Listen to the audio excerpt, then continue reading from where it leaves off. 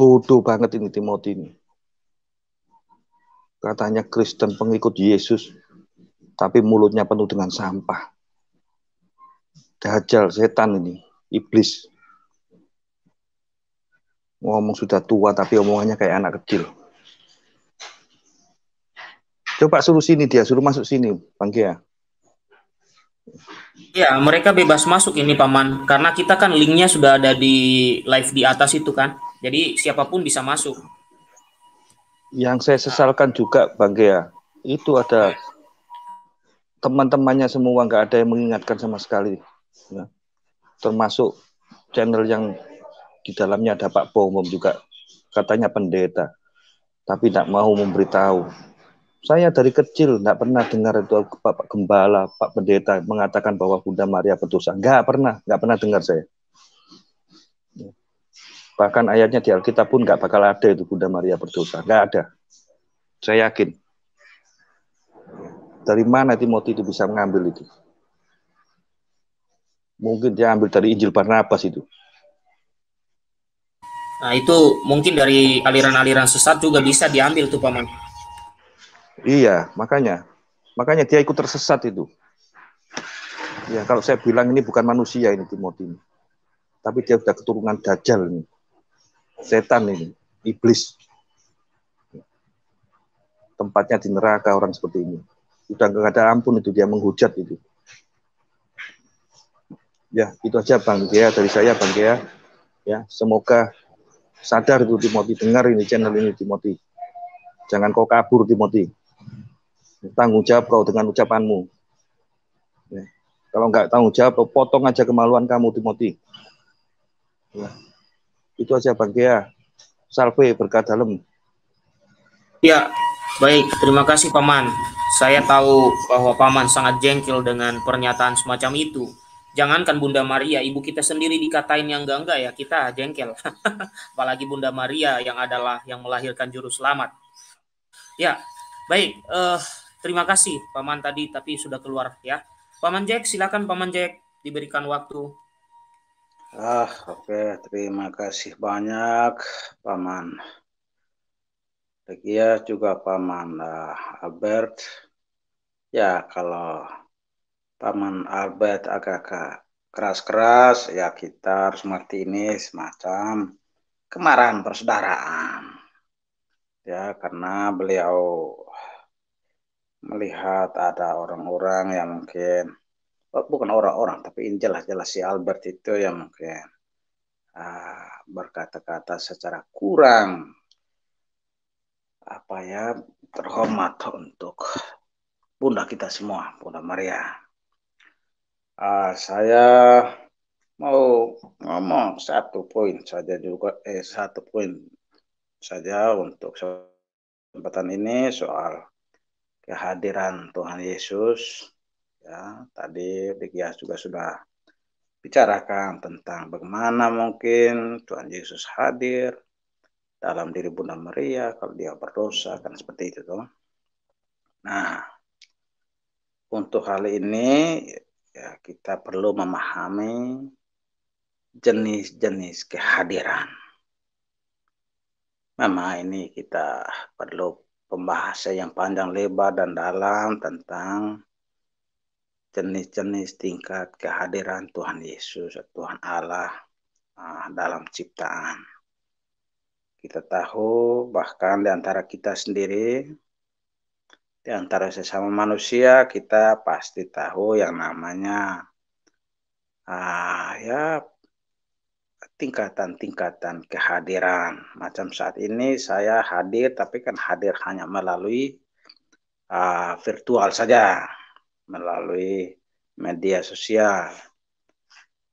Tapi ada juga kehadiran yang langsung, kalau seandainya saya duduk di samping Digias atau dengan sesama yang di live chat, kita ini kehadiran nyata langsung secara fisik.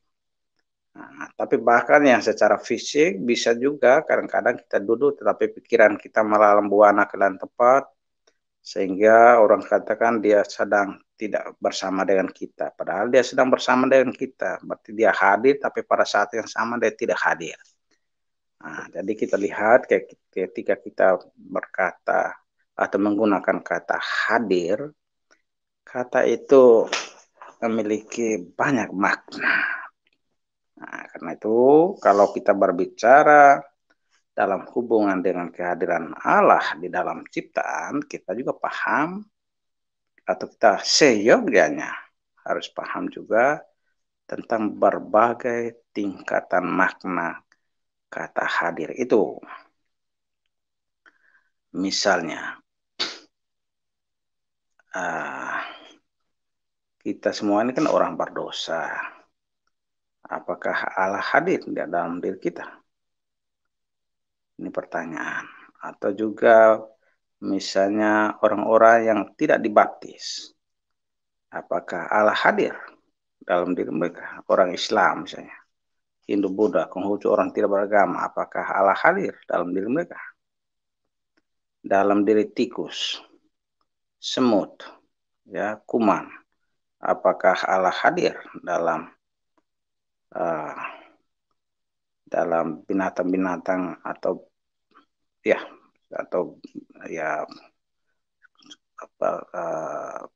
makhluk-makhluk itu, bahkan dalam batu, pasir, kerikil, ya, dalam udara, apakah Allah hadir dalam benda-benda itu? Bahkan dalam hal-hal yang sifatnya spiritual, yang imaterial, apakah Allah hadir? Katakan dalam situasi paling ekstrim, misalnya dalam diri iblis, apakah Allah hadir dalam diri iblis? Nah, jadi saya hanya menggiring saudara-saudara semua untuk mari kita berpikir kritis tentang kehadiran Allah dalam diri ciptaan. Nah, jadi saudara-saudara, kalau kita renung-renungkan ini, maka kita akhirnya berpikir bahwa kata kehadiran itu punya makna yang sangat luas. Dalam istilah yang sedikit filosofis, tetapi juga teologis, untuk level yang paling dasariah, fundamental, itu kita kenal dengan istilah kehadiran eksistensial. Jadi supaya sesuatu itu tetap ada, eksis, maka harus ada kehadiran dari sang ada yang tidak diadakan. Dia ada dengan sendiri-sendiri, dari dirinya sendiri, yaitu Tuhan itu sendiri. Jadi perlu kehadiran Tuhan supaya segala yang ada, yang keberadaannya diadakan oleh Allah itu tetap ada, maka perlu kehadiran Allah. Ya, jadi Allah harus ada dalam ciptaan-ciptaan itu supaya dia tetap ada. Sebab kalau tidak, maka ciptaan itu akan kembali kepada ketiadaan. Nah, dalam konteks itu, segala ciptaan perlu kehadiran Allah supaya dia tetap ada. Itu berarti apa? Apa saja. Orang berdosa, yang suci, pokoknya harus ada kehadiran Allah dalam level eksistensial itu. Di dalam diri semut harus ada Allah, batu ada Allah, saudara kita yang non-Kristen harus ada Allah, supaya mereka tetap ada. Bahkan dalam diri iblis sekalipun harus ada Allah supaya iblis tetap ada. Kalau tidak nanti dia langsung kembali kepada ketiadaan. Ini kehadiran eksistensial. Keberadaan yang jenis ini tidak membawa orang pada keselamatan, tapi hanya membawa supaya orang atau sesuatu itu tetap ada. Nah, jadi jangan dicampur baur itu. Nah, kemudian kita naik level lagi, ya, keberadaan lain, ya, katakanlah saja misalnya keberadaan misalnya kita yang dibaptis.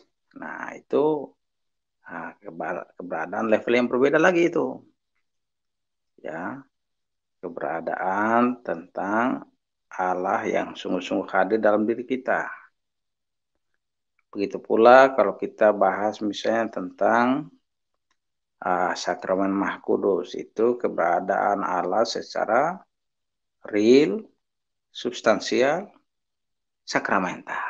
Ya, kan seperti itu, real presence of God. Nah, di situ kita lihat ada beda lagi hadiran. Nah, tapi juga ada dalam diri orang-orang yang misalnya mengalami pengalaman rohani, orang-orang suci. Orang-orang suci itu mengalami kehadiran Allah secara berbeda. Allah hadir secara pribadi dalam diri mereka. Ada pengalaman yang khusus. Nah, itu beda dengan kita yang lain ini. Kita ini Allah hadir tetapi tidak dalam, kalau bahasa Inggrisnya orang dia dwelling presence. Jadi seperti kata-kata yang ada di dalam kitab itu, ya, kalau orang mencintaiku, aku dan Bapa akan datang dan tinggal di dalam diri mereka. Nah, yang seperti itu toh. Jadi Allah tinggal dalam itu dwelling presence. Nah, yang seperti itu tidak semua orang, hanya orang-orang yang dianggap layak itu. Nah, dalam konteks Bunda Maria ini kan yang par excellence. Itu kehadiran Allah yang memang secara sempurna di dalam dirinya. Nah, yaitu Tuhan Yesus sendiri. Jadi lihat untuk Bunda Maria itu untuk segala level, segala jenis. Mulai dari eksistensial, personal, indwelling itu, sampai real, segala saat pokoknya segala jenis. Ini saya tidak siapkan secara matang tentang pembahasan tentang kehadiran Allah itu. Tapi intinya bahwa segala jenis kehadiran Allah itu lengkap dalam diri Bunda Maria. Jadi kalau kita berbicara soal kehadiran Allah dalam diri kita, kita harus mengerti konteks-konteks itu, tingkatan-tingkatan, jenis-jenis itu.